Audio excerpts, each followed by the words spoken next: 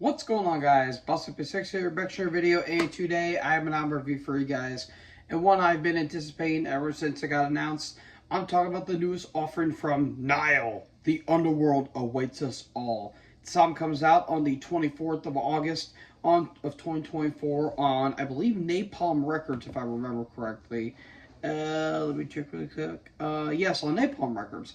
This, I believe, is their 11th studio album overall, and I mean, who doesn't know who this band is at this point? This band is honestly widely regarded as one of the best death metal bands going today. And actually, this is their 10th studio album. My bad for not knowing my info immediately going into this, but it's 10th studio album overall. And it's been formed in 1993 in South Carolina. And I actually ranked this band last year, and I will tell you that discography really made me a big fan of this band. And if anything sounds remotely like Nile, I'm gonna be on that like a fat kid on a cupcake. And when I heard the first singles off this album, I was immediately hooked. And I'm like, all right, you already got me hooked on this. And yeah, without further ado, let's get into this track listing. We kick off with the opening track, Steady, I think that's how you say it, of Vultures, Steady of Vultures. And it has a really nice build up, blast beats, a little bit of a thrashy bite to it.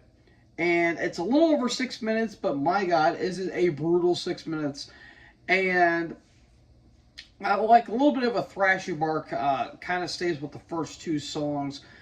But oh my God, dude, the riffs on this album. I mean, it's Carlos Sanders. I'm not going to complain about the dude's riffs.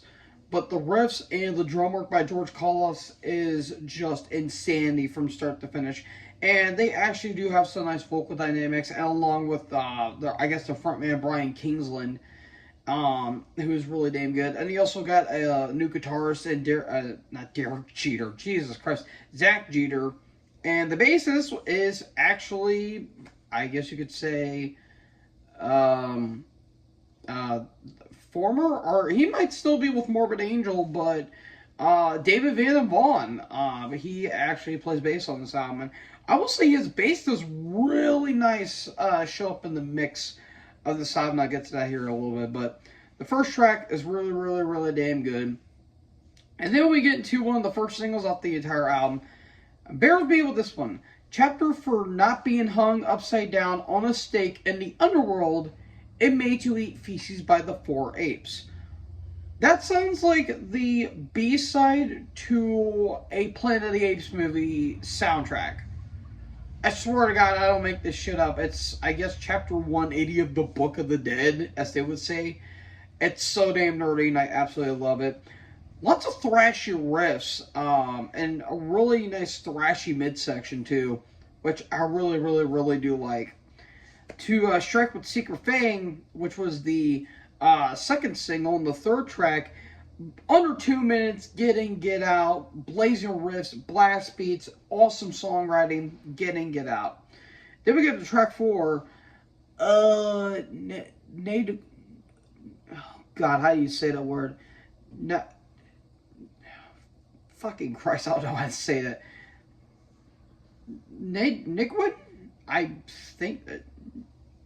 Nakadu? I don't know how you say that. Nakadu 2, Electric Boogaloo. No, Nakadu, Enter the Golden Age.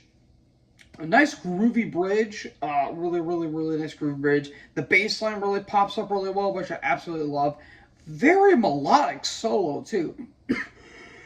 Because I will say, the melodies, especially with the guitar melodies, absolutely superb throughout. And there's a nice choir section that I really do like, and the choir really pops up, especially towards the second half of this album, which I'll get to here in a bit. But awesome song, one of my favorites actually off the entire album. Then we get into, how the hell do you say that word? The Pentagrammathon of Nephron, which is a nice callback to their debut album, Amongst the Catacombs of Nephron. Nice acoustic Middle Eastern guitar. Bit of a haunting kind of vibe, because it's a bit of a darker song. It's an instrumental. It's barely a minute and 20 seconds. but it's very, very, very, very nice. Then we get to the second half, and I will say the second half of this album is where it really, really, really shines. I really love the first half, but that second half, oh boy, we're getting some damn good stuff. We kick off with Overlords of the Black Earth.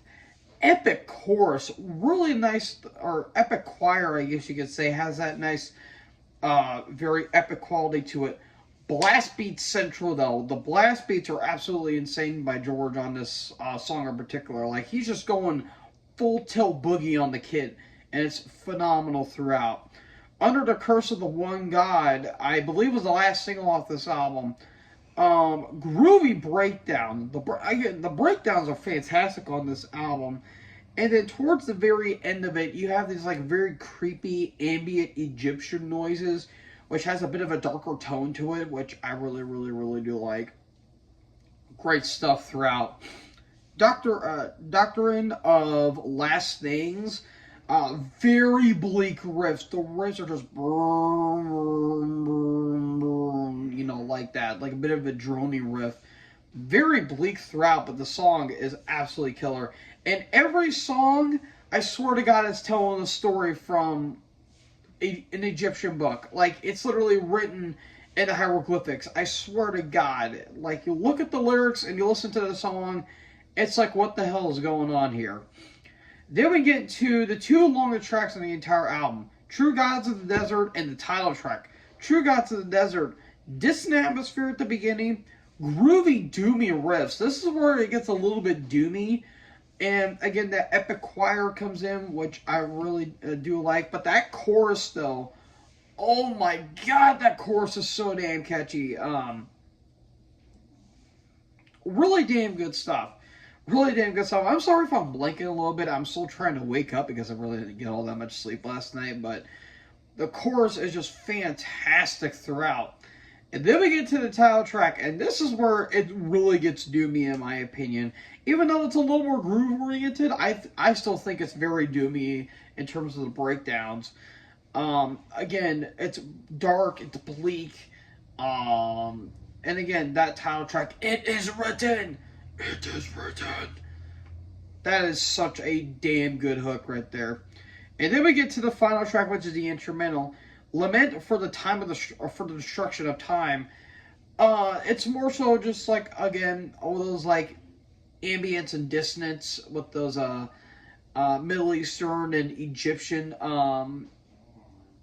ambience throughout. And it kind of fits for the album closer. But man, the riffs on that song in particular are very chunky, very chuggy riffing as well. Kind of a little bit of a triplet chug going on right there and then. And it's absolutely spectacular. I don't really have any complaints on this album at all. The production is just huge and lavish, but heavy and crunchy as hell. Maybe the drums sound a little bit forward in the mix, but I can't really complain when it's George Koulas being the absolute speed machine he is behind the kit. The guitars are just absolutely phenomenal. The vocals, even though they're a little bit hard to distinguish from time to time, are absolutely spectacular. The bass is mixed pretty well, even though it could show up a little bit here and there on some of the album, but this is just fantastic. I would probably say their best since Annihilation of the Wicked. And that's kind of a shame, too, because I really love For Those Whom the Gods Attest, Violent Melodic Rites, which was fantastic. And I really love What Should Not Be Unearthed. I love those albums, but this one might be their best since Annihilation of the Wicked. And for a band that's been going and doing this for over 20 years now, is absolutely spectacular. So, all in all, I'm going to give this 4 3/4. I nearly gave this a 5. This was so damn close to being a 5 for me, but I'm going to give it 4 3/4. This is fucking perfect, dude. This is excellence throughout. And one of the best albums I've heard all year. And that year-end ranking is going to be a pain in my balls to do. So, yeah, 4 3/4 for me. I can't get enough of it. I can't get enough of it. So, folks, what did you guys think about Nile? The Underworld awaits us all. Let me know in the comments section below. Make sure you guys leave a like, leave a comment, tap the bigger subscribe button, and tap the bell so when I upload, you guys will be notified. Thank you guys so much for watching this video. Most importantly, join the herd. Talk in the next video. Peace out.